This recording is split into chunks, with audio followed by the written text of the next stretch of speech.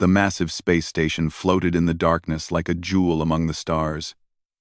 Orbital Station Meridian was home to thousands of beings from across the galaxy. Different species walked its bright corridors, conducting business and making deals. Humans were still new here, still learning their place among the older, more powerful civilizations. Han Sol stepped off the transport ship and took a deep breath. The air tasted recycled and sterile. But that was normal for space stations. He carried a simple bag over his shoulder and wore plain civilian clothes. Nothing about him suggested his past as a soldier. He was just another human, visiting his sister. The station's main corridor buzzed with activity. Tall aliens with blue skin walked past. Small creatures with 4 arms haggled over glowing containers. A group of reptilian beings argued in a language that sounded like grinding rocks. Han Sol moved through the crowd easily, his eyes taking in everything, without seeming to watch. Yuna was waiting for him at the xenobiology lab. She smiled wide when she saw him, running over to hug her older brother.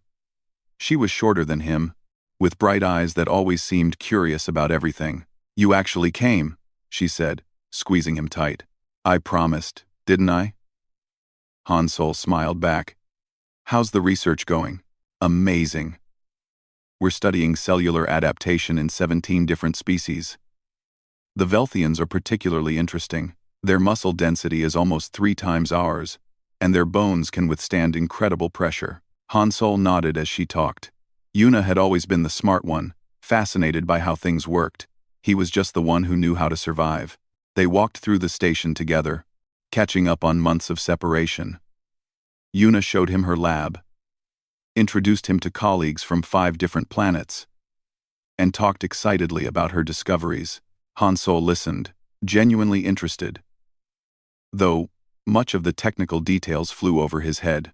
That evening, Yuna invited him to the station's recreation center. It was huge, with areas designed for different species. There was a swimming section for aquatic beings, a high-gravity zone for heavy worlders, and a combat arena where warriors trained. Han Sol was stretching in the general fitness area when he noticed her. Commander Lyra was tall, nearly 7 feet, with skin that shimmered like polished metal. Her muscles moved like cables under her skin as she practiced combat forms. She was Velthian, one of the proud warrior species that dominated the Coalition's military. Her movements were precise, powerful, and beautiful in a dangerous way. Several other Velthians trained nearby, all wearing the sharp uniforms of elite soldiers. They moved with the confidence of beings who knew they were superior. Han Sol continued his workout, ignoring them. He was used to being underestimated. Most aliens saw humans as weak, slow, and fragile. That was fine with him. Expectations were easy to use. He was finishing a set of pull-ups when he heard raised voices. Turning, he saw one of the Velthian soldiers, a female named Vara, confronting Yuna. His sister had accidentally bumped into Vara while walking past. "Clumsy human," Vara sneered, looking down at Yuna. "Your kind should watch where you're going. This isn't your primitive planet." Yuna apologized, her face red with embarrassment. "I'm sorry, I didn't mean to." "Your species never means to do anything," Vara interrupted. "Yet you stumble through the galaxy, causing problems for your betters." Han Sol was there in seconds, stepping between Vara and his sister. He didn't raise his voice. He didn't need to. "My sister apologized," he said calmly. "That should be enough." Vara looked at him like he was an insect. "And what will you do, little human, if it's not enough?" "Nothing violent," Han Sol replied. "But I think your commander might be interested in hearing how her soldiers treat civilians over accidents." Commander Lyra had stopped training and was watching now.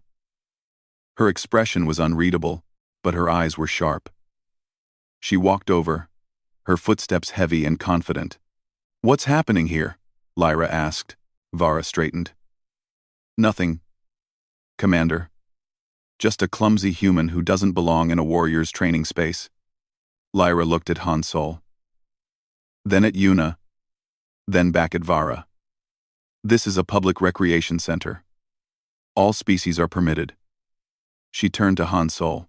"Though I wonder why a human would come to a combat training area at all. Your kind typically avoids physical confrontation." Han Sol shrugged. I needed to stretch. Long transport flight. Lyra studied him more carefully now. She noticed the way he stood, balanced and ready despite appearing relaxed. She saw old scars on his arms, the kind that came from real fighting, not training accidents. Something about this human was different. You have training, she said. It wasn't a question. Some, Han Sol admitted. A slow smile crossed Lyra's face. It wasn't friendly. Then perhaps you'd like to spar. I'm curious to see what human training looks like. Yuna grabbed Han Sol's arm. You don't have to do this. But Han Sol could see the calculation in Lyra's eyes. This wasn't really about him. This was about putting humans in their place, showing the entire station that even trained humans were nothing compared to Velthian warriors. If he refused, every human on the station would be treated worse. They'd be seen as cowards who couldn't back up even simple dignity. All right, he said quietly. I'll spar. The combat arena cleared quickly as word spread. Aliens from a dozen species gathered to watch. A human was going to fight a Velthian commander. This would be entertaining, if brief. Lyra removed her jacket, revealing arms corded with muscle that looked like they could bend steel. She rolled her shoulders, and Han Sol heard her joints pop like small explosions. She was strong, probably capable of lifting 3 times what he could. One solid hit could break his bones. They faced each other in the circle. A referee, some species Han Sol didn't recognize, explained the rules. No weapons, no lethal strikes. Match ends when someone yields or cannot continue. Ready? The referee asked. Han Sol nodded. Lyra smiled. The match began. Lyra moved fast. Faster than something her size should be able to.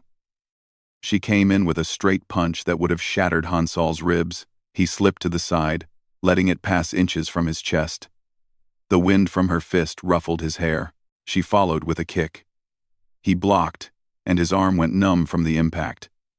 It felt like being hit with a metal bat. The watching crowd murmured. The human had survived 2 attacks. That was more than expected. Lyra pressed forward, throwing combinations that blurred together. Han Sol gave ground, blocking what he couldn't dodge, dodging what he couldn't block. Each contact sent pain shooting through his body. But he'd felt pain before. Pain was just information. He couldn't match her strength or speed. But he could watch, learn, adapt. Lyra fought like all Velthians fought, with overwhelming power and aggression. They were used to ending fights in seconds, using superior physical abilities to crush opponents. She expected him to break, to fall, to quit. Han Sol didn't quit. He slipped inside her guard and landed a body shot. It was like punching a stone wall. But he saw her eyes widen slightly. Surprise. He'd actually hit her. She grabbed for him, and he twisted away. She kicked, and he took it on his shoulder instead of his ribs, rolling with the impact. Each exchange taught him more about how she moved, how she thought. The fight stretched from seconds to a minute, then 2. The crowd grew quiet. This wasn't supposed to happen. Humans were weak. They broke easily. Han Sol's lip was bleeding. His ribs ached. His arms felt like lead. But he kept moving, kept adapting, kept refusing to fall. Lyra hit him with an uppercut that lifted him off his feet. He landed hard, rolled, and stood back up.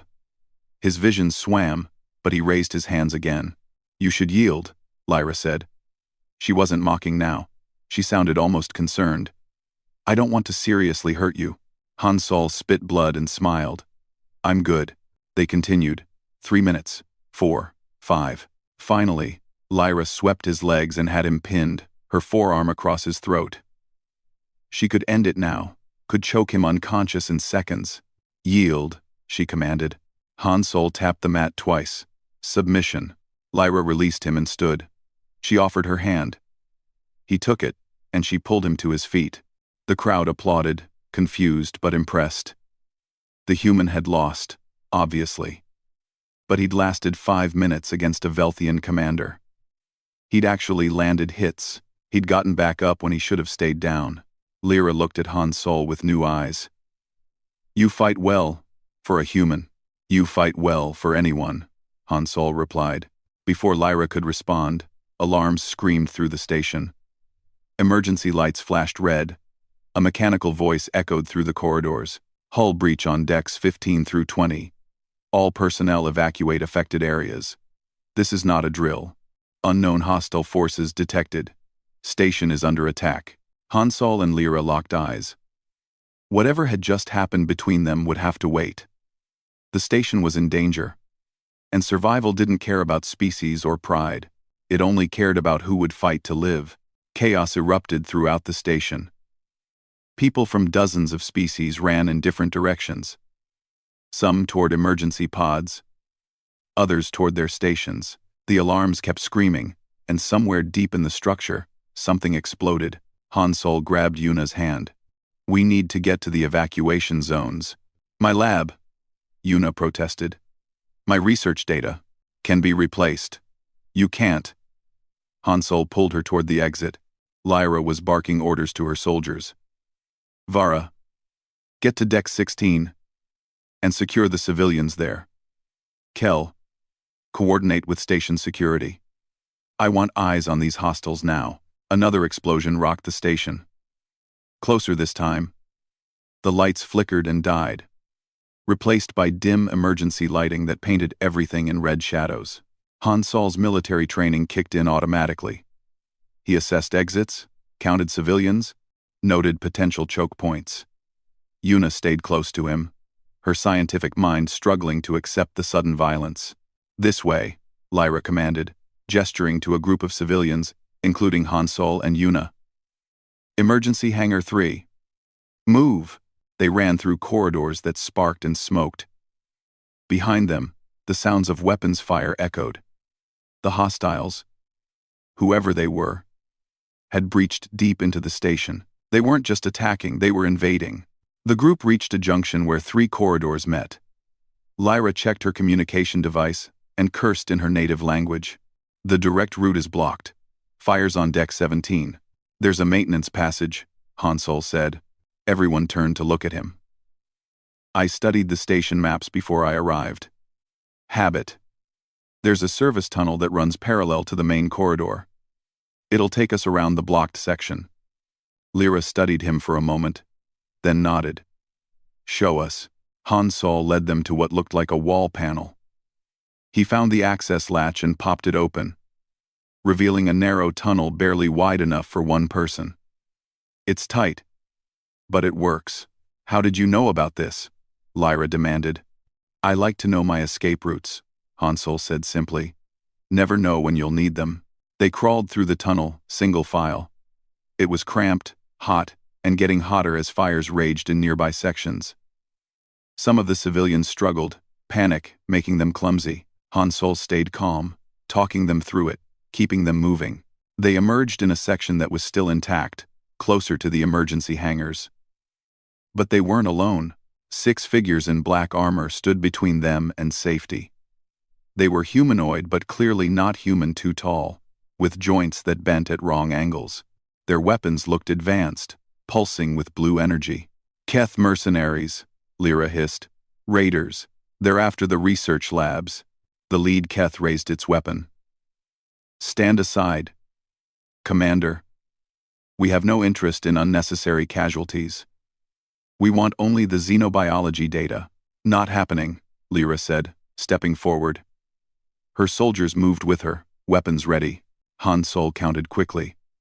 3 Velthian soldiers counting Lyra, plus about 15 civilians.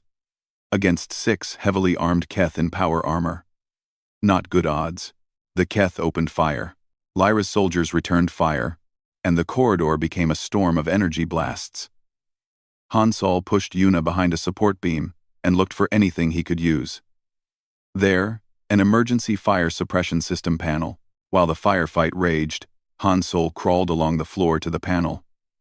Energy blasts sizzled over his head. He reached the panel, ripped it open, and found the manual override. He slammed it. Foam exploded from nozzles in the ceiling, flooding the corridor with thick, white suppressant. It wasn't meant for this, but it blocked sight lines and made everyone's footing treacherous. Move, Han Sol shouted. Everyone, move now. The civilians ran through the foam-filled chaos. The Keth were disoriented, their targeting systems blinded. Lyra used the confusion to take down 2 of them with precision shots, but one of the Keth got a clear shot at Yuna as she ran. Han Sol saw it happening in slow motion, the weapon charging, the mercenary's finger tightening, his sister completely exposed. He threw himself in front of her, and the energy blast hit him square in the chest. Pain exploded through his body like fire. He felt his skin burn, his muscles seize. But he didn't go down. He couldn't. Yuna was still behind him, still vulnerable. He grabbed a piece of broken pipe from the floor and swung it at the Keth who'd shot him. The mercenary, surprised that the human was still moving, took the blow to its helmet. The pipe bent from the impact, but the Keth staggered. Lyra finished it with a blast to its chest. The remaining Keth retreated, dragging their wounded with them.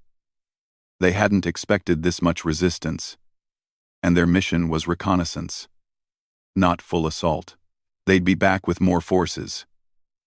But for now, they were gone. Han Sol slumped against the wall, his chest smoking where the blast had hit. His shirt was burned away, revealing skin that was red and blistered, but somehow not as destroyed as it should be.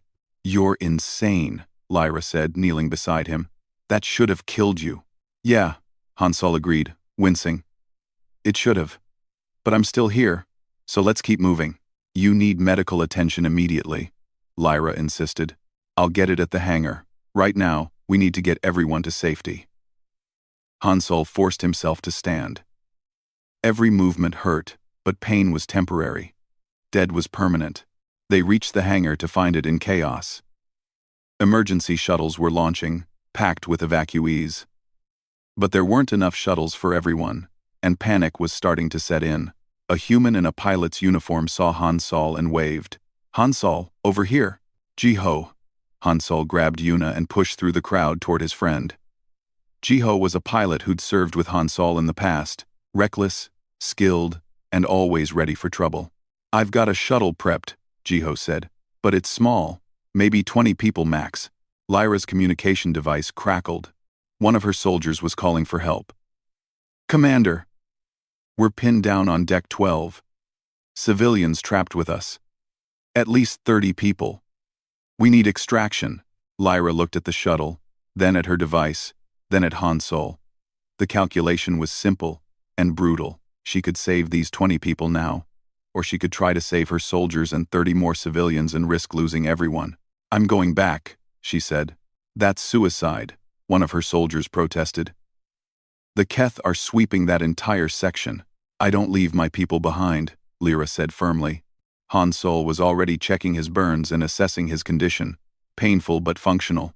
I'll go with you." "You're wounded," Lyra said. "I'm mobile. That's all that matters." Han Sol looked at Yuna. "Get on the shuttle with Ji-ho. I'll meet you at the rally point." "No way," Yuna said. "You're hurt." "And I'll be fine," Han Sol interrupted gently. "Trust me. I've survived worse." That was a lie, but Yuna didn't need to know that. Ji-ho grabbed Yuna's arm. "Come on. You know your brother. Stubborn doesn't even begin to cover it." Reluctantly, Yuna let herself be led to the shuttle. She looked back at Han Sol with tears in her eyes, but she went. Lyra stared at Han Sol. "Why would you do this? These aren't your people. You don't owe us anything." Han Sol checked his salvaged weapon, a Keth rifle he'd picked up during the fight. "You came to help civilians. That makes them my people too." They moved back into the damaged station, just the 2 of them. Lyra led the way through burning corridors and collapsed sections. Han Sol followed, his burned chest screaming with every breath, but he kept moving. They found Lyra's soldiers barricaded in a storage room with 30 terrified civilians. The Keth had them surrounded, laying down suppressing fire while they set up heavy weapons to breach the door. "We need a distraction," Lyra said. Han Sol looked around and spotted the station's power distribution hub. "I've got an idea." "How good are you at fighting in the dark?" "Better than most," Lyra said. "Good. Because in 30 seconds, This entire section is going dark. Hansol ran to the hub and started pulling cables. He wasn't an expert, but he knew enough about power systems to cause controlled chaos. The lights died, emergency lights died, everything went black. In the darkness, Hansol and Lyra attacked. They'd memorized the positions of the Keth before the lights went out. Lyra moved like a ghost despite her size, her superior senses letting her navigate the dark. Hansol moved by memory and instinct, trusting his training. They hit the Keth from behind, fast and brutal. The mercenaries panicked, their night vision systems overloaded by the sudden change. In the confusion, Lyra's soldiers broke out of the storage room, and the civilians ran. Hansol took 3 more hits during the fighting. Each one felt like being struck by lightning, but he channeled the pain into focus. Keep moving, keep fighting, get the civilians to safety. They made it back to the hangar just as the last shuttles were launching. Jiho had waited, hovering his shuttle near the hangar entrance. Get everyone on board, Lyra ordered. The civilians scrambled onto the shuttle. Lyra's soldiers followed. Hansol was the last one to board, and as he climbed through the hatch, another Keth blast caught him in the leg. He fell, and Lyra caught him. She was strong enough to lift him with one arm, pulling him into the shuttle as Jiho punched the engines. The shuttle blasted away from the dying station. Through the viewport, they could see more Keth ships arriving. The station was lost. Hansol lay on the floor of the shuttle, bleeding and burned. Yuna was crying over him, trying to treat his wounds with the shuttle's basic medical kit. Lyra knelt beside them, her expression strange. You kept fighting, she said quietly. Even when you were dying. You kept fighting. Hansol managed a weak smile. Humans are good at not dying. It's kind of our thing. Lyra looked at his wounds. They were severe. Most species would already be dead or unconscious. But this human was still conscious. Still joking. Still somehow functioning. She'd thought she understood humans after their sparring match. Now she realized she understood nothing at all. What kind of species kept fighting with injuries that should drop them instantly? What kind of beings ran toward danger to save strangers? As the shuttle jumped to light speed, carrying them to safety, Lyra couldn't stop staring at the wounded human who'd risked everything to help her people. Something had changed in her, something she didn't quite have words for yet. But she knew one thing for certain. She would never underestimate humans again.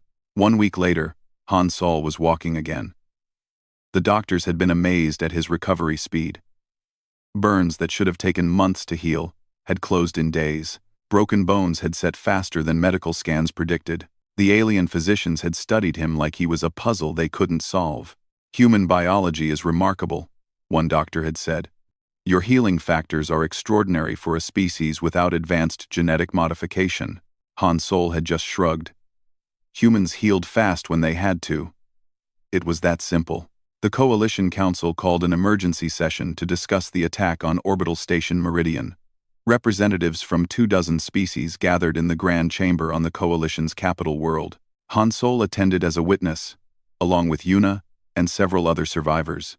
Admiral Thawne, a massive being from a species that looked like walking crystals, presided over the meeting. He had a reputation for being brilliant and ruthlessly practical. He also had very specific opinions about humanity's place in the galaxy. The attack was clearly a targeted raid. Admiral Thawne began. The Keth mercenaries sought xenobiology research data. While regrettable, the loss of the station is a minor setback. We will rebuild and improve security measures. One of the council members, a female from the diplomatic corps named Minji, stood up. She was human, one of the few who'd managed to gain a position of minor influence in the coalition. With respect, Admiral, we should discuss how the defense was managed. I've reviewed the reports, and it appears human personnel played a significant role in the evacuation. Admiral Thawne's crystalline face somehow managed to look condescending. Representative Minji, I'm sure the humans who were present did their best with their limited capabilities. However, let's not inflate their contributions beyond reality.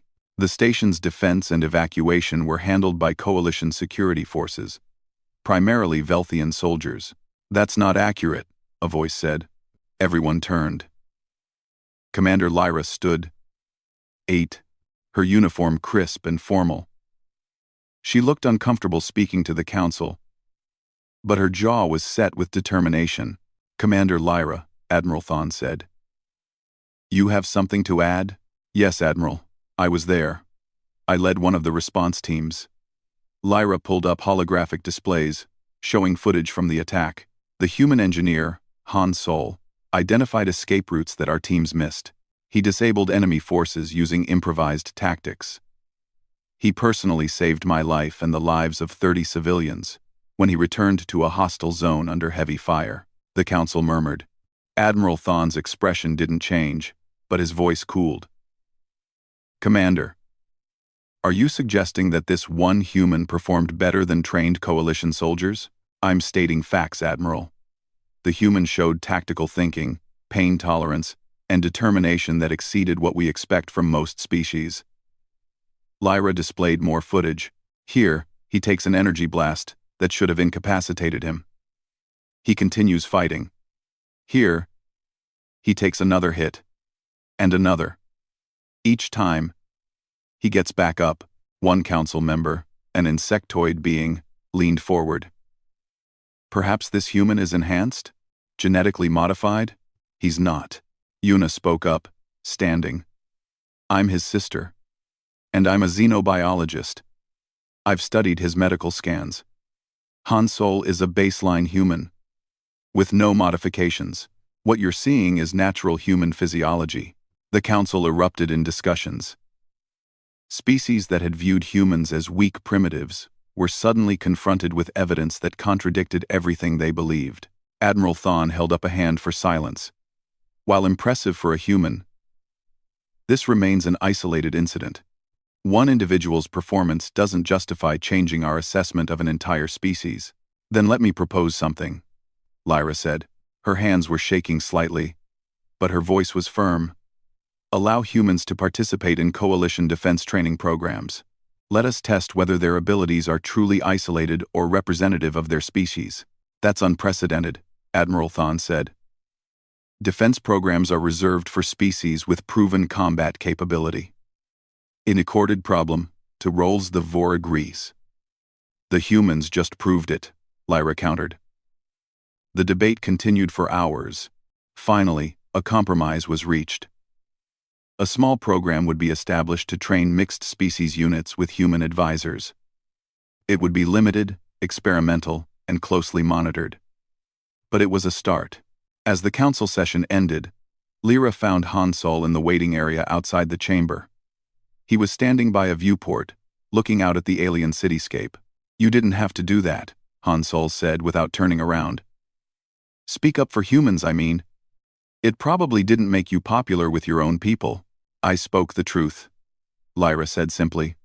She stood beside him, tall enough that he had to look up to meet her eyes. Though you're right. Several Velthian commanders have expressed their displeasure. Sorry about that. Don't be. They need to hear truths they don't like. Lyra paused. I've been assigned to oversee the training program. I requested you as one of the human advisors. Han Sol raised an eyebrow. I'm not a soldier anymore. You were. And you're still a fighter. I saw it. Lyra's expression softened slightly. Will you help? Not for the coalition.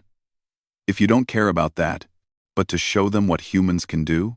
Han Sol thought about it.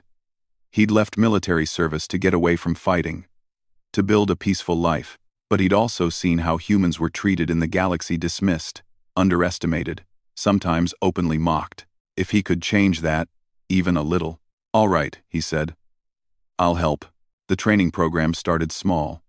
Lyra, Han Sol, and a handful of volunteers from various species traveled to a wilderness moon for survival exercises. The goal was to teach alien soldiers how humans approached combat and survival.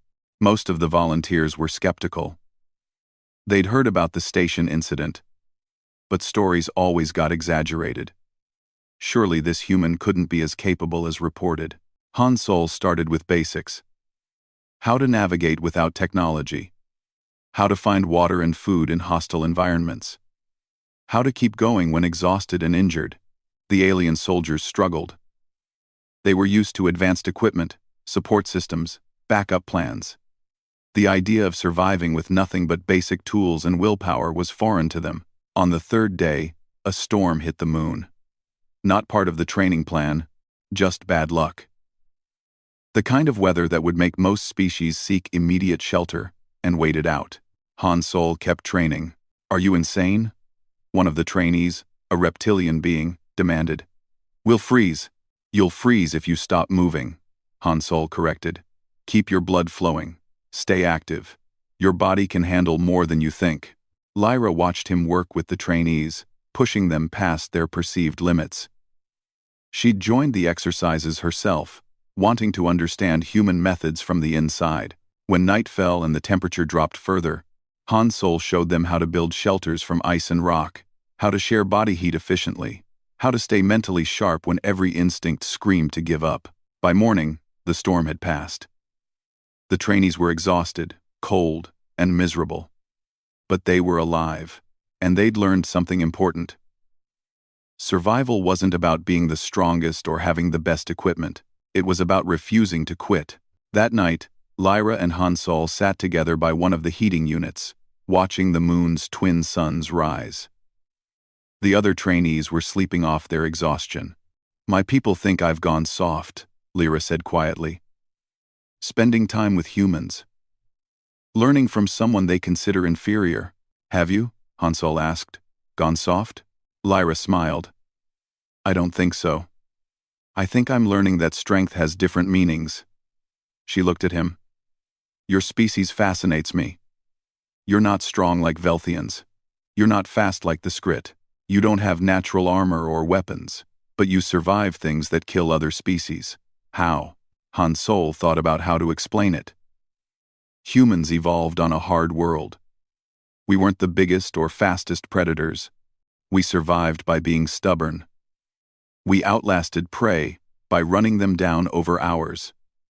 We survived injuries by refusing to die. We adapted to every climate on our planet through sheer determination. He smiled. "We're persistence hunters, persistence fighters, persistence survivors. It's not pretty or elegant, but it works." "It's more than that," Lyra said. She was sitting closer now, and Han Sol was very aware of her presence. "When you fought on the station, when you came back for my soldiers, that wasn't just survival instinct. You risked yourself for strangers."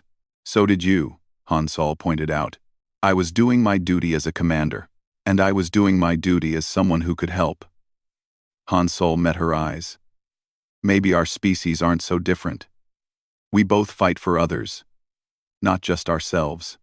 Lyra was quiet for a moment. Then she did something that surprised them both. She reached out and took his hand. Her hand was huge compared to his.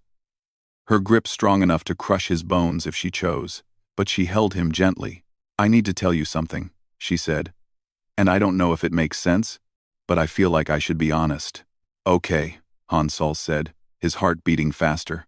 "When I first saw you, I thought you were just another weak human, someone to be pitied or dismissed. Then you fought me, and you surprised me. Then you fought beside me, and you amazed me." Lyra's voice was soft now. "Now, I can't stop thinking about you, about how you move, how you think, how you refuse to give up on anything. It's driving me crazy because I shouldn't feel this way about someone from another species, especially one my people consider inferior." Han Sol squeezed her hand. "Lyra, I need to be honest too. I'm attracted to you. Not just because you're beautiful, though you are, but because you're strong, you're honorable, and you stood up for my people when you didn't have to." "This would be complicated," Lyra said. "Cross-species relationships are rare. People would talk. Some would be cruel about it." "Yeah," Han Sol agreed. "It would be really complicated." They sat in silence for a moment, hands still clasped, looking at each other. "Want to try anyway?" Han Sol asked. Lyra smiled, and it transformed her face from stern warrior to something warmer. "Yes, I want to try." She leaned down, and he stood on his toes slightly, and they kissed. It was awkward at first. figuring out the mechanics with their size difference and different biology. But they figured it out, the way humans always figured things out when they refused to give up. When they pulled apart, both were smiling. "This is definitely going to be complicated," Lyra said. "Good thing we're both good at handling difficult situations," Hansol replied. Above them, the alien stars shone bright and strange. Below them, a new future was beginning. One where humans and aliens might learn to see each other not as superior or inferior, but as equals with different strengths worth respecting, and sometimes worth loving. News traveled fast in the coalition. Within 2 weeks, everyone knew that Commander Lyra, one of the most respected Velthian warriors, was involved with a human. The reactions ranged from curiosity to disgust, depending on who was talking. Hansol tried not to care about the gossip. He'd faced worse than harsh words, but he could see it affecting Lyra. She walked a little stiffer now, her jaw constantly tight.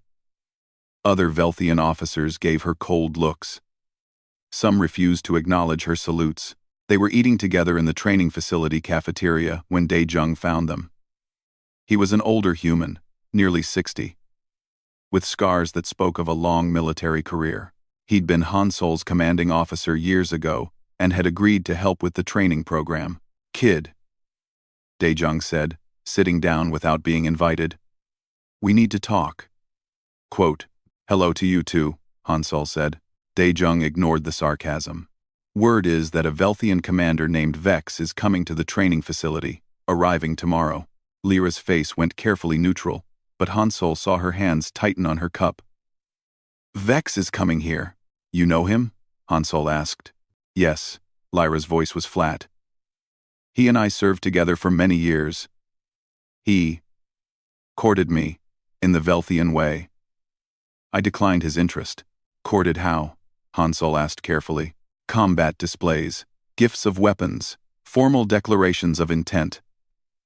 Lyra sighed. "Vex is a skilled warrior, and a proud one. He didn't take my rejection well, but he eventually accepted it. We remained professional colleagues. Until now," Dae-jung said. "Because now he's heard you're with a human. And from what I'm hearing through the military channels, he's not coming here for a friendly visit." Lyra stood abruptly. "I need to make some calls." After she left, Dae-jung looked at Hansol seriously. "Listen to me, son. Velthian honor culture is no joke. If this Vex challenges you, it won't be a friendly sparring match. It'll be a formal duel, and those things can get lethal." "I'm not looking for a fight," Hansol said. "I know. But the fight might come looking for you anyway." Dae-jung leaned forward. "These warrior species, they have rules about challenges and honor. Sometimes refusing a challenge is worse than losing one. Understand?" Hansol understood. He'd dealt with honor-based combat cultures before.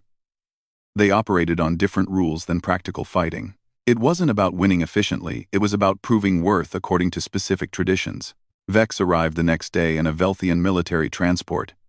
He was tall even for his species, nearly 8 feet, with ceremonial scars across his arms that marked him as a champion fighter. He wore the uniform of a commander, decorated with medals from a dozen campaigns. He found Lyra in the training yard and greeted her formally. Then his eyes found Hansol, and his expression hardened.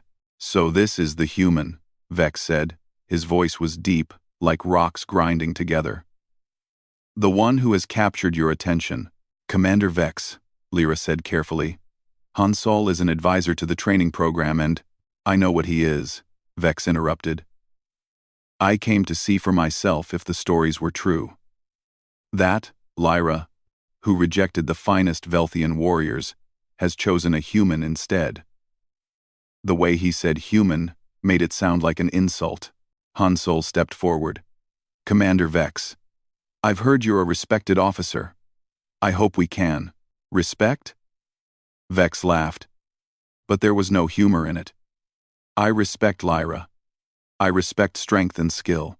I don't respect a species that barely deserves coalition membership, let alone the attention of our finest warriors." The training yard had gone quiet. Other soldiers, both human and alien, We're watching now. That's enough, Lyra said firmly. Vex, your personal feelings don't. I challenge him, Vex announced loudly, making it official. A formal Velthian duel. The human against me. To prove whether he's worthy of standing beside you. Lyra's face went pale. Vex, no, this is unnecessary.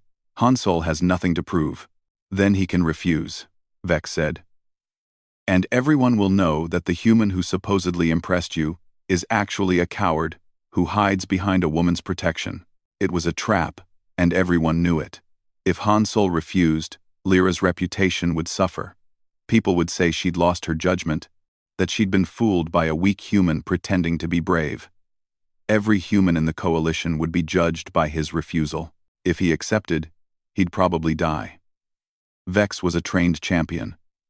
Hansol was tough, but he wasn't superhuman. There were limits to what stubbornness could overcome. I accept, Hansol said quietly. No.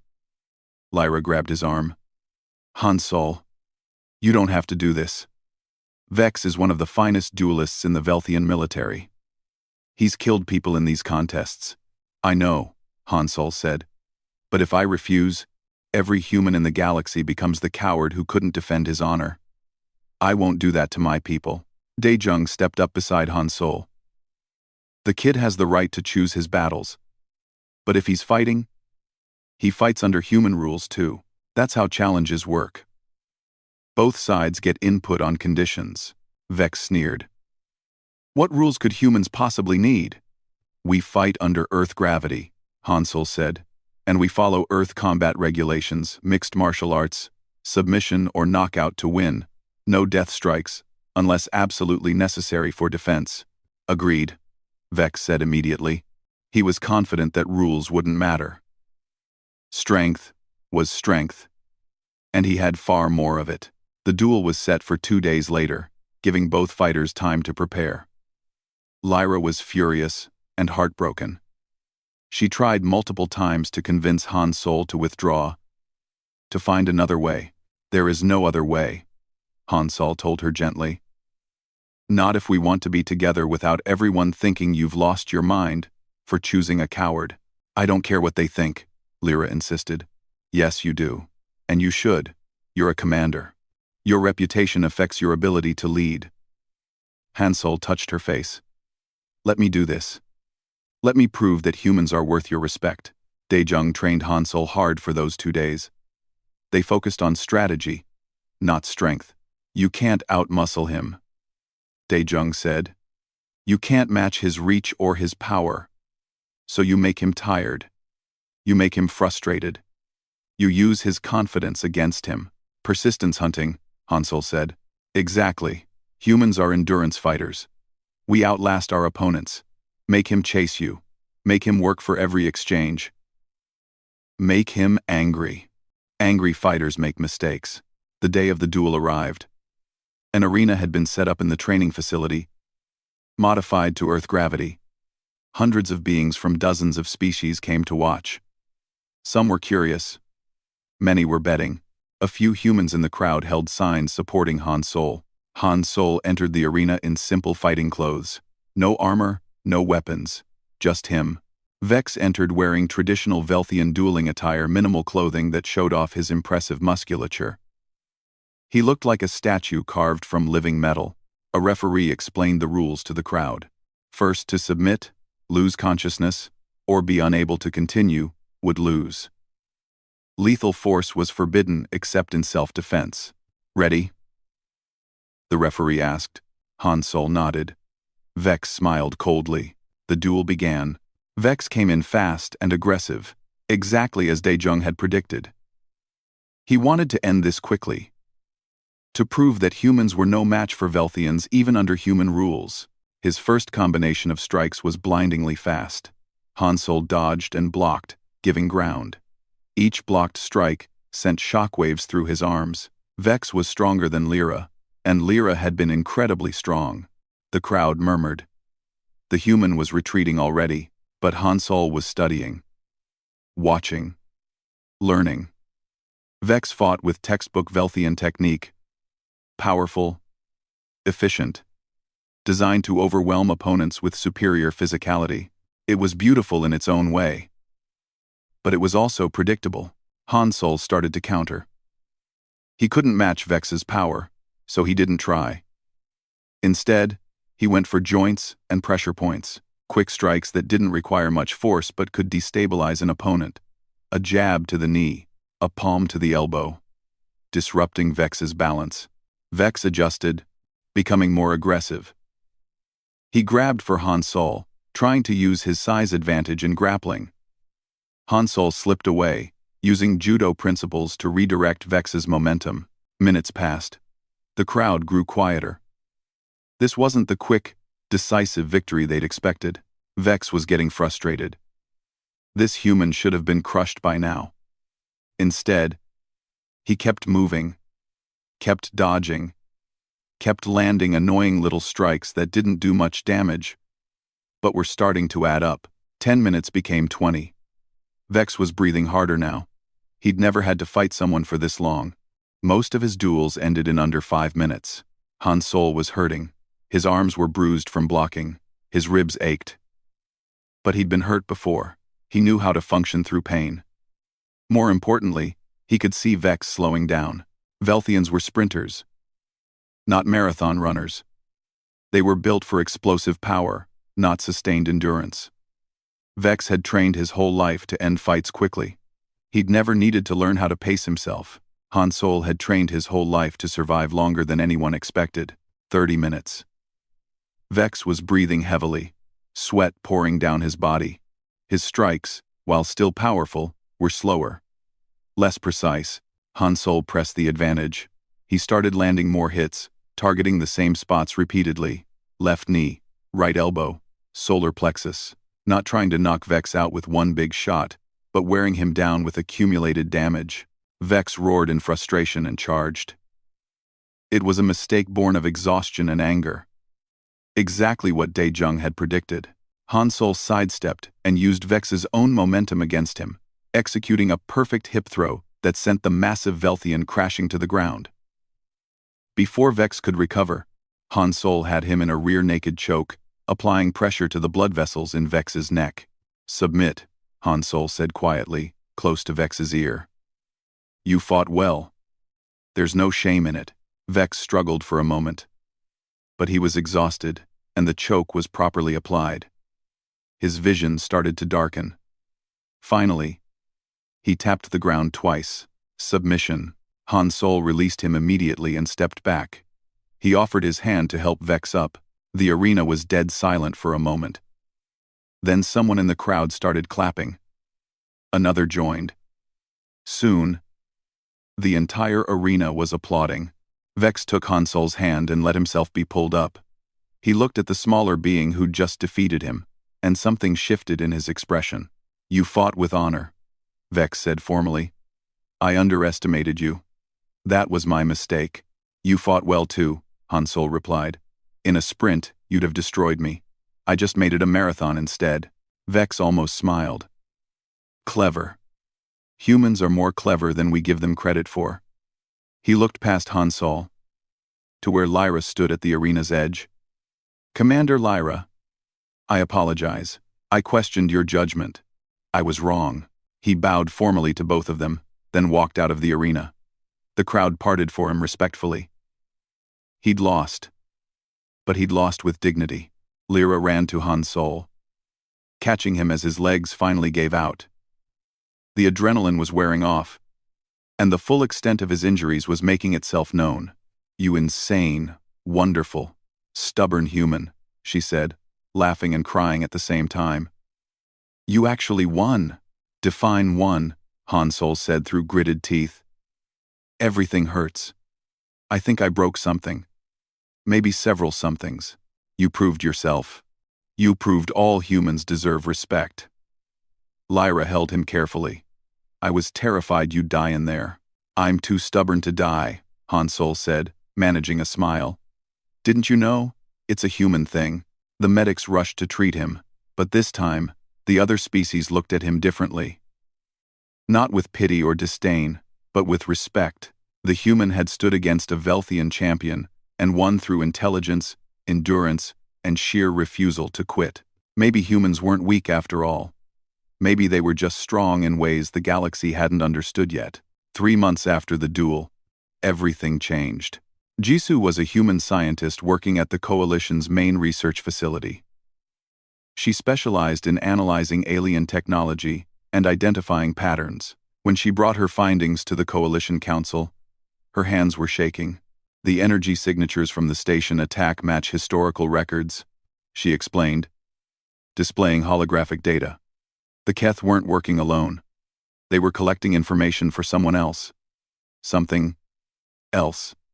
Something. I2P. Swez. Jensa. Jensa Wez. Jensa Wez. I2. I2. I2P. Explain, Admiral Thon demanded. Jisoo pulled up ancient records. 5,000 years ago, the Coalition faced an enemy called the Hive, a swarm intelligence that consumed entire civilizations. The Hive was defeated, supposedly destroyed. But according to my analysis, they weren't destroyed. They were just sleeping. The council chamber erupted in panicked conversations. The attacks on our stations weren't random raids, Jisoo continued. They were tests. The Hive is probing our defenses, learning our capabilities, and based on the energy patterns I'm detecting at the edge of Coalition space. She paused, swallowing hard. They're coming.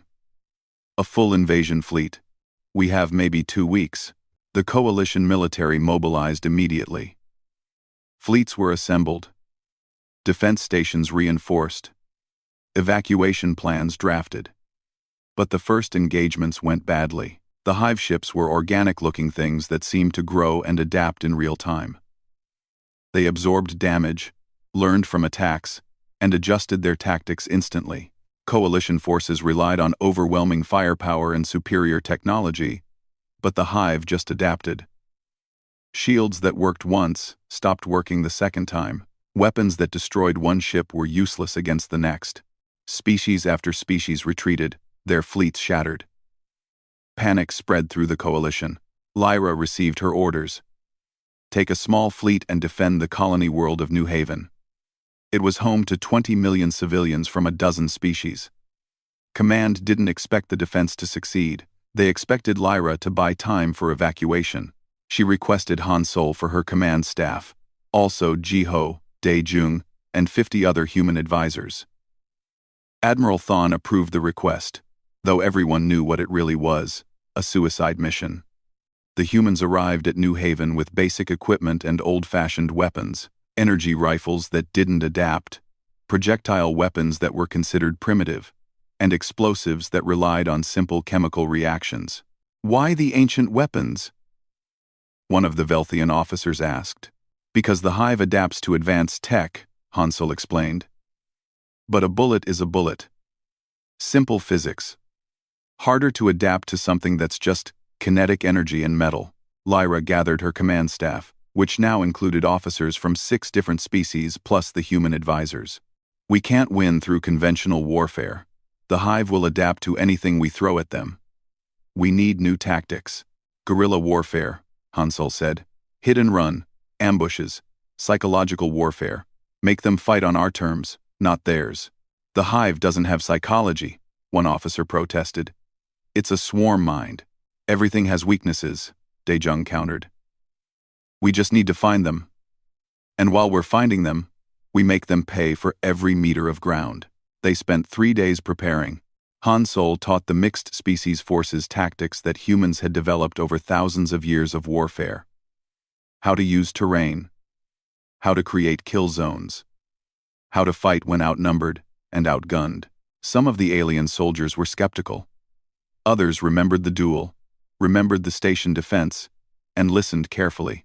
Yuna worked with the civilian scientists, developing biological agents that might disrupt Hive coordination. Jisoo analyzed every scrap of data on Hive behavior, looking for patterns. When the Hive fleet arrived, it blotted out the stars. Thousands of organic ships, all connected to a single vast intelligence. They descended on New Haven. Like a plague, Lyra's fleet engaged them in orbit, but it was hopeless. The Hive ships adapted to every tactic within minutes. The Coalition fleet fell back to the planet, turning the battle into a ground war. The Hive landed in waves, disgorging creatures that looked like nightmares made flesh.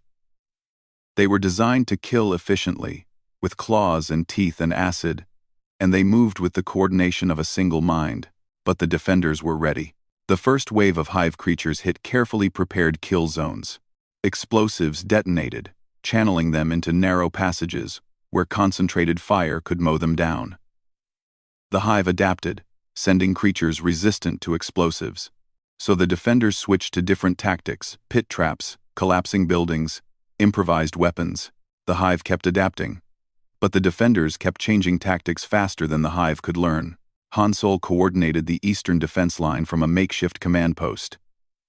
He barely slept, running on stimulants and pure stubborn will. Lyra fought alongside her soldiers, her massive strength turned against enemies that finally matched her power.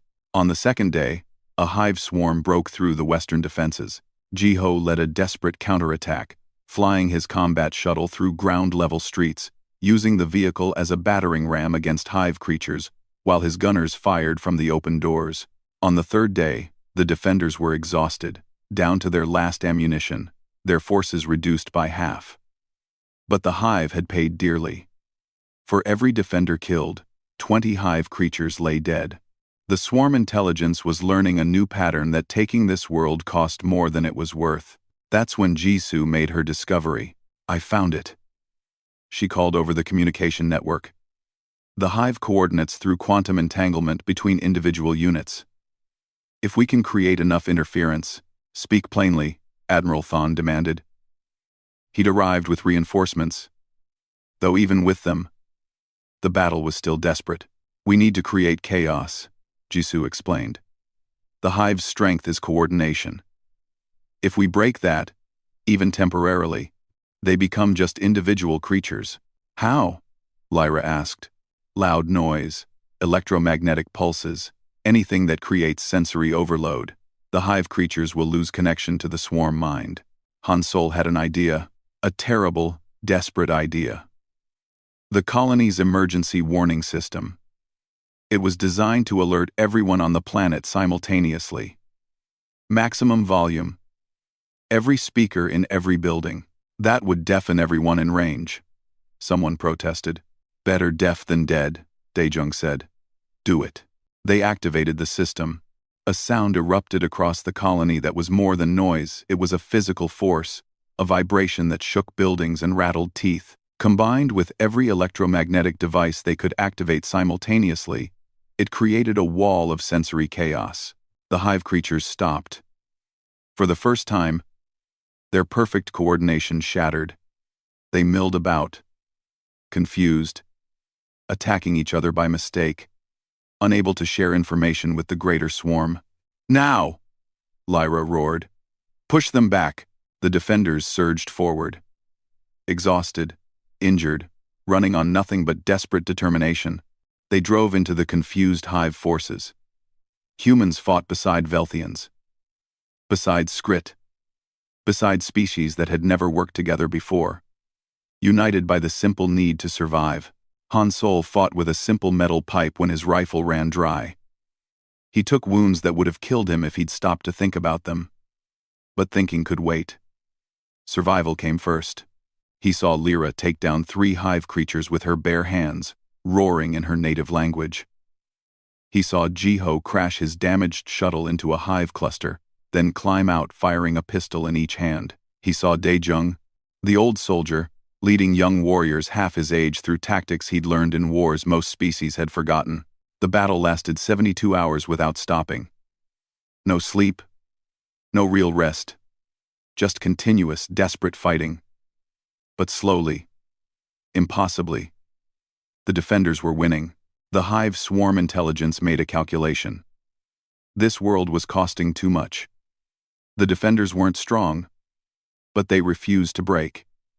They adapted faster than the Hive could learn, and the interference kept disrupting the swarm's coordination. The Hive retreated. They pulled their forces back to their ships and left the system, marking New Haven in their collective memory with a warning.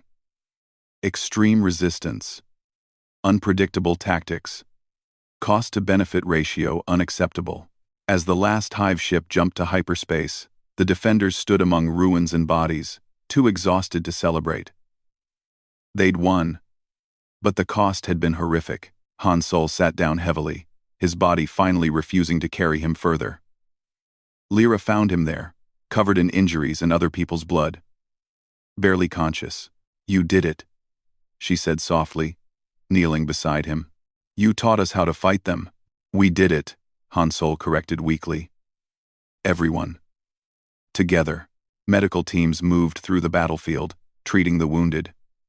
Yuna found her brother and started crying while she bandaged his wounds. Jisoo and the other scientists documented everything, knowing this defense would change how the coalition approached warfare.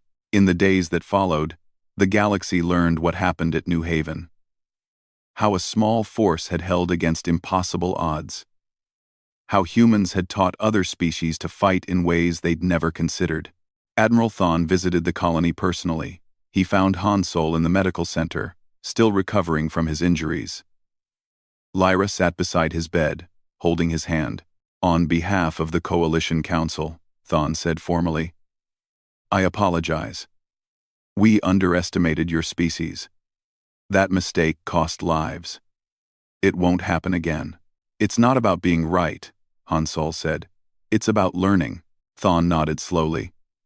"We're establishing a new military doctrine based on what we learned here. Human tactics will be taught throughout coalition forces. Persistence warfare. Adaptive strategy. Fighting when logic says to surrender." He paused. "And we're offering humanity full member status. With seats on the Military Command Council." It was more than Minji and the human diplomats had fought for in years of negotiations. One battle had accomplished what decades of politics couldn't. After Thawne left, Lyra squeezed Han Solo's hand gently. "What will you do now? You could have any position you want. Hero of New Haven.